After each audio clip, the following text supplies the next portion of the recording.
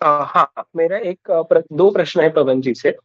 तो एक मैं मतलब लोगों को थोड़ा करप्शन के बारे में एंड उसके रिगार्डिंग मैंने जूरी सिस्टम के सॉल्यूशंस रखे। तो काफी लोग जो है वो बोलते हैं कि हम लोग को कल्चर इंप्रूव करना चाहिए, या फिर एम्पैथी इंप्रूव करनी चाहिए, या sense of nationalism and pride improve करना चाहिए, वैल्यू एजुकेशन इंप्रूव करना चाहिए। तो ये बात को पॉलिटिकली करेक्ट वे में हम कैसे काउंटर करें? मतलब if someone says that his solution is changing the culture और इम्प्रूविंग सेंस ऑफ नेशनलिज्म, तो how we can counter him on this point so that हमारा जो इफेक्टिव सॉल्यूशन है ड्राफ्ट बेस्ड वो ज्यादा वैल्यूएबल हो। एंड सेकेंड क्वेश्चन ये है कि वो अभी फिलहाल जस्टिस वर्मा के केस में कुछ हो नहीं रहा है, बट ऐसे उन्होंने एक बात छेड़ दी है कि मानसून सेशन ऑफ पार्लियामेंट में जो जज के घर पे कैश मिली थी, they might start the impeachment process. तो उसमें अगर हमें पोस्ट कार्ड डालना है या फिर कोई कैंपेन करनी है, तो किस मुद्दे पे या फिर किस इंस्ट्रक्शन पे हम नागरिकों को बता सकते हैं? मेरी बात खत्म होती है। धन्यवाद। पहले क्वेश्चन में मैं एक चीज ऐड करना चाहता हूँ। चिन्मय जी ने एक बहुत वाजिब क्वेश्चन उठाया। इसमें ये एग्जांपल देते हैं जो हमें कुतर्क दे रहा होता है कि देखो जापान के लोग कितने मतलब कितने डिसिप्लिन लोग हैं। वो जहां भी जाते हैं वो कचरा भी उठाते हैं। मतलब किसी दूसरे देश में जाएंगे, स्टेडियम में बैठे तो वहां का कचरा भी उठा देते हैं। ये तो इस तरीके से वो कल्चर का वो देते हैं हमारा। देखो, इसके ऊपर वैसे मैंने कोरा पे भी लॉन्ग आर्टिकल एक दो लिखे हैं इसके ऊपर। उसमें मैंने डिटेल में इस पे बताया हुआ है। और एक इसी तरीके की मीटिंग में भी मैंने इसको, शायद पिछली मीटिंग में ही मैंने इसके ऊपर बताया था। ठीक है ना। तो फिर भी वापस से एक बार दूसरे तरीके से मैं इसमें मेरा वो बता देता हूँ। तो इसको बहुत सारे तरीकों से आप इसको काउंटर कर सकते हो। पर एक और तरीका क्या है, एक और तरीका ये है कि, और ये हमेशा ध्यान रखना चाहिए, ये बहुत जगह काम आएगा आपको। पॉलिटिकल आर्गुमेंट है ना, उसका प्रॉब्लम क्या है? सबसे बड़ा प्रॉब्लम गलत सवाल। पहला, अगर आपको कोई बात समझ नहीं आ रही है या उसका जवाब नहीं सूझ रहा है, तो उसका एक रीजन होता है सवाल ही गलत है। दूसरा प्रॉब्लम है पॉलिटिकल आर्गुमेंट में, पहला है गलत सवाल और दूसरा है गलत फ्रेजिंग। फ्रेजिंग ही वो ऐसी लाके रख देंगे सामने, अब वो समझ ही नहीं आएगा इसको कैसे डिबंक करोगे। अब आप, ये दो प्रॉब्लम है, गलत सवाल, गलत फ्रेजिंग। और फिर तीसरी चीज है ऐसे शब्द का इस्तेमाल, वाक्य में ऐसा शब्द आ जाएगा जो इंटरप्रिटेशन का इशू है। और वो एक बार ऐसा शब्द आ गया किसी वाक्य में, अब वापस से वो पूरा वाक्य है ना, वो कंफ्यूजन की दुकान है। अब वो आप उसमें घुस जाओगे, आप कुछ मिलेगा नहीं अब आपको उसके अंदर, क्योंकि वो पूरा मतलब इंटरप्रिटेशन वाला शब्द डाल दिया उसमें। तो ऐसे के अंदर ये तीन डायरेक्शन से आपको वो चीज को देखना चाहिए, और इनमें से कोई ना कोई फ्लॉ आपको मिल जाएगा। 100% ही मिल जाएगा, 100% नहीं पर 99% आपको मिल जाएगा। और आपको वो बात समझ आ जाएगी कि इसमें कहाँ फ्लॉ है।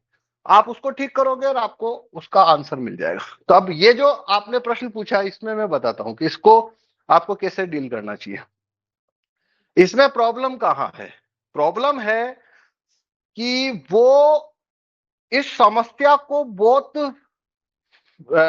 ऐसे तरीके से उसने रखा है कि इसने इस समस्या को फैला दिया, बहुत बहुत ज्यादा फैला दिया। तो आप पहले उसको, इस बात को थोड़ा सा पर्टिकुलर बनाओ। पर्टिकुलर बनाओ मतलब आप उसे कहो कल्चर सुधारने से सब कुछ होता है, ठीक है, पर उसको बोलो किसी एक विषय के ऊपर, किसी एक पॉइंट के ऊपर, किसी एक समस्या के ऊपर वो अपनी बात रखे। ओवरऑल डिबेट में आप डील नहीं कर पाओगे इस चीज को, क्योंकि ये बहुत ही वैसी बात है, इंटरप्रिटेशन वाली बात है।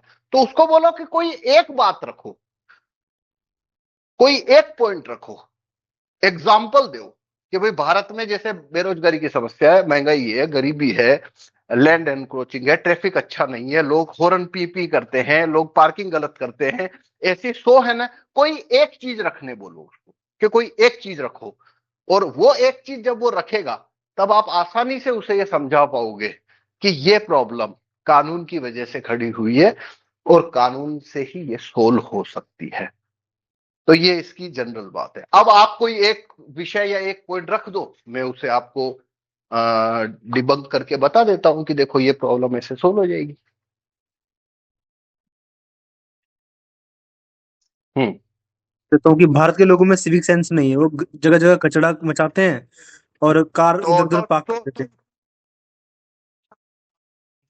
अब कहूंगा कि नहीं, ठीक, सिविक सिविक सेंस में सेंस निकाल शब्द देता हूँ का इस्तेमाल किए बिना प्रॉब्लम बोलो। कि भारत के लोग इधर उधर कचरा फेंकते हैं, गंदगी मचाते हैं बहुत ज्यादा, और कार जगह पे पार्क नहीं करते हैं, सड़कों पे लाद देते हैं। तो कार जो है ना, उसका आंसर करता हूं। देखो कि कार लोग जगह पे पार्क नहीं करते, तो उसको आप पूछो कि भाई, जैसे मान लो जयपुर शहर का है वो बंदा, तो उसको पूछो कि भाई जयपुर का पिछले 10 साल का डेटा लेके आ, पिछले 10 साल का डेटा लेके आ म्युनिसिपैलिटी जाके, कि पिछले, पहले आरटीओ जाके एक डेटा लेके आ कि 2015 में, या 20 साल का डेटा ले आ कि 2005 में जयपुर में टू व्हीलर और फोर व्हीलर की संख्या कितनी थी। ये डेटा आरटीओ से लेके आ। फिर म्युनिसिपैलिटी जा और वहां से ये डेटा लेके आ कि पिछले 20 वर्षों में म्युनिसिपैलिटी ने जयपुर में कितने square meter total parking place बनाए। बस आंसर हो गया। कार पार्क नहीं करते, तो भाई कार पार्क करने के लिए पार्किंग जगह चाहिए ना। तो 20 साल पहले जयपुर में वाहन थे 4 लाख, अभी है 40 लाख, शायद 50 लाख होंगे, 40 लाख भी नहीं होंगे। तो मतलब 10 गुना वाहन बढ़े हैं 20 साल में। तो पार्किंग कितनी बढ़ानी पड़ेगी? 10 गुना बढ़ानी पड़ेगी। तो म्युनिसिपैलिटी ने 10 गुना पार्किंग बढ़ाई, दिखती है उसे, दिख रही है कहीं पे? उसने तो डबल भी नहीं करी भाई। तो जब कार को पार्क करने की जगह ही नहीं है, तो बंदा पार्क कैसे करेगा? पहली बात। दूसरी बात है, आप उससे ये पूछो कि भाई तू ऐसे जीवन में कितने लोगों से मिला जो अपनी कार को जहां लिखा है पार्किंग जोन वहां पार्क नहीं करना चाहते और अन्य जगह पे करना पसंद करते हैं? तो इसका जवाब है, एक भी आदमी नहीं मिलेगा। क्यों? क्योंकि कार है ना, वो महंगी एसेट है। कितना भी बेवकूफ आदमी एक बात जानता है कि अगर वो पार्किंग प्लेस में कार रखेगा तो सरकार का वाहन आके टोचन करके नहीं लेके जाएगा। और अगर वो नॉन पार्किंग जोन में या जो पार्किंग जोन नहीं है वहां कार पार्क करेगा, तो उसकी कार को टोचन करके लेके जा सकती है कोई ना कोई। तो जो कार चलाता है ना, उसमें इतना कॉमन सेंस 100 में से 100 लोगों में होता है। पर प्रॉब्लम क्या है? पार्किंग तो दिख ही नहीं रही है उसको, कहीं पे पार्किंग है ही नहीं, तो उसको नॉन पार्किंग जोन में खड़ी करनी पड़ेगी। और नॉन पार्किंग जोन है उसमें, अब वो अनसंटी खड़ी होती है गाड़ी, तो फिर उसके आगे गाड़ी लग जाएगी, फिर उसके पीछे गाड़ी लग जाएगी, और ऐसे करते करते वो हो जाएगा। तो लोगों में सिविक सेंस है या नहीं, मतलब पार्किंग सेंस, सिविक सेंस नहीं बोलना चाहिए, पार्किंग सेंस है या नहीं है, उसका फैसला करने का तरीका है कि आप पहले पार्किंग प्लेस बनाओ, इनफ, पर्याप्त संख्या में आप पार्किंग के वो बना दो। उसके बाद में इस पे बात करेंगे ना कि लोगों में पार्क करने का सेंस है या नहीं है। जो चीज एग्जिस्ट ही नहीं करती उस पे तुम क्या आर्गुमेंट कर रहे हो? मॉल में जाओ, हॉस्पिटल के परिसर में जाओ, स्कूल परिसर में जाओ, वहां पे बोर्ड लगा रहता है पार्किंग, और मेरे को बताओ कि वहां पे कितने लोग उस पार्किंग के अलावा जगह पे गाड़ी पार्क करते हैं? 0। तो वो अचानक से उनमें सेंस आ जाता है, एक झटके में बिजली का बटन दबाते हैं वैसे सेंस आ गया, और बाकी सेंस उसका है ही नहीं। जहां पे भी पार्किंग प्लेस है वहां जाके देखना, जब तक वो पार्किंग प्लेस फुल नहीं होता उसके बाहर कभी भी कोई आदमी गाड़ी पार्क करता ही नहीं है। ये प्रैक्टिकल बात है, 100 में से 100 बार ये फॉलो होती है चीज। तो इसलिए अब ये उसने आर्गुमेंट जो है, अब ये आर्गुमेंट कब दे पाओगे? जब आपने उसके आर्गुमेंट को पर्टिकुलर बनाया पहले कि भाई भारत के लोगों में सिविक सेंस नहीं है, तो उसको बोलो सिविक सेंस क्या होता है भाई? फारसी है, उर्दू, अरबी क्या है ये? कोई हिंदी में बात करना है, कोई एक्शन बता, तो पार्किंग सेंस नहीं है।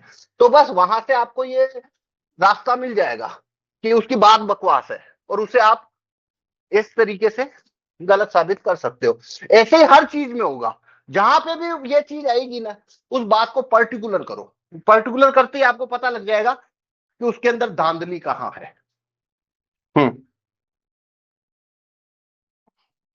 चीज है, जैसे कि मेरे को एक महिला से बात हुई तो मैं बोला कि इधर कचरा बहुत है, प्रशासन की तरफ से प्रॉब्लम है। तो उसने बोला सिविक सेंस बहुत कम है लोगों में।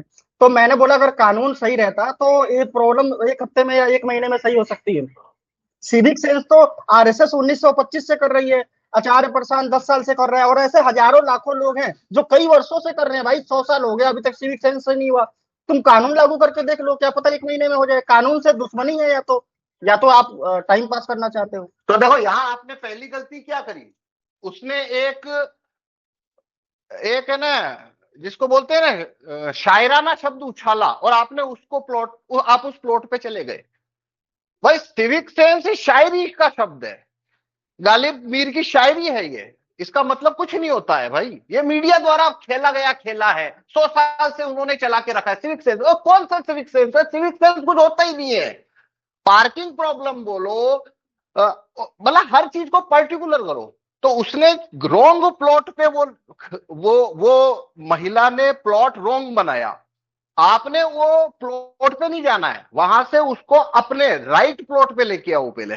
तो फिर वो बात कचरे वाली भी इसी जैसे पार्किंग वाली बात है ना, इसी तरीके से वो डील हो जाएगी। वहीं खड़े खड़े पूछो कि मेरे को बताओ यहाँ पे कितने कचरा पात्र दिख रहे हैं आपको, और लोगों में कचरा फेंकने की बाहर आदत है। आपके घर में कितने लोग रहते हैं, उनमें से कितने लोगों को ये आदत है? या आपके अड़ोसी पड़ोसी सामने आपके मोहल्ले में कौन कौन है जिनको कचरा पात्र दिखने के बावजूद रोड पे कचरा फेंकना है? कैमरे लगवाओ, बहुत सारी चीजें हैं, बहुत आसानी से आप उसको डिबंक कर सकते हो। पर सिविक सेंस शब्द के प्लॉट पे चले गए, बस फिर वो बात गुम जाएगी, फिर उसका हल नहीं कर सकते आप।